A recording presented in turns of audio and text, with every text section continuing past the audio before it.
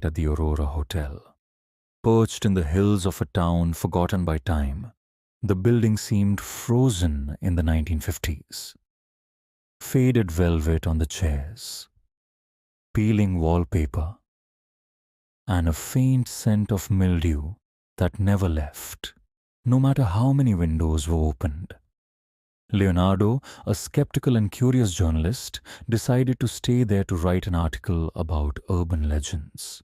He had heard stories about Room 33, the only room in the East Wing that had remained locked for years.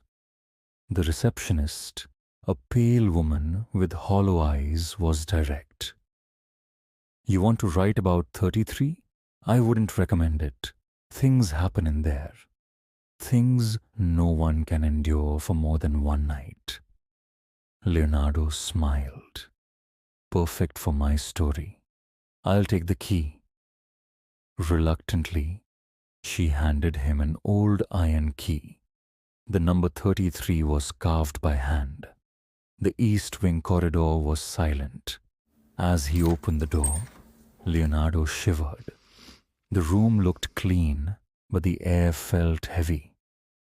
The curtains were drawn, and only one piece of furniture stood out.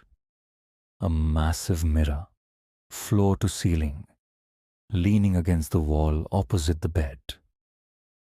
The frame was carved with distorted faces, as if someone had etched eternal screams into the wood.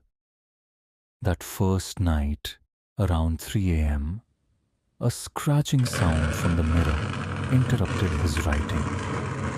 He approached it. Nothing. Just his reflection. But as he turned to walk away, he noticed his reflection still staring back with a faint smile. He spun around. Nothing unusual, just the same reflection. Maybe sleep deprivation was playing tricks on him. He slept poorly, dreamed he was being pulled into the mirror, surrounded by distorted versions of himself, laughing with black, hollow eyes. The next day, he started investigating. He spoke with old residents.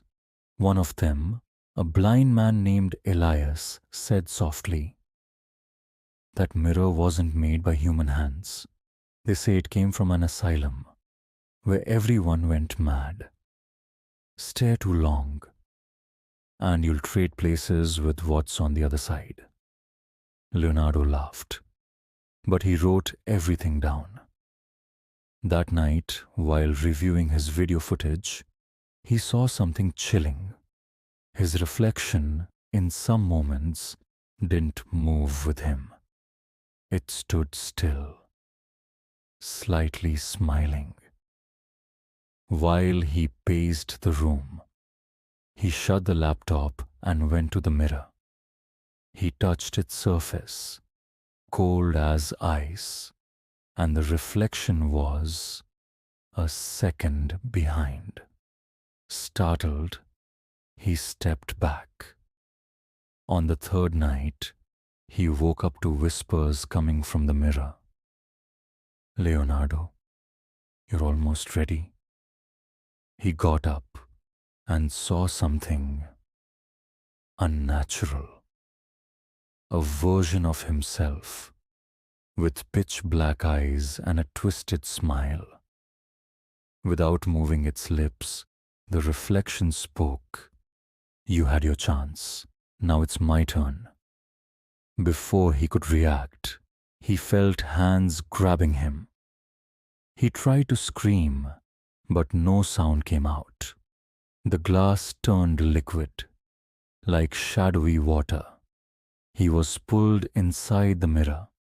The next morning, the receptionist went to check. The door was unlocked. The laptop was on the bed. But Leonardo was gone. In the mirror, he was there, banging from the inside, eyes wide with fear. And behind him, the other Leonardo, the one with black eyes, smiled. now free. The receptionist covered the mirror with a cloth, locked the room again, and added one more name to the list. That made 7.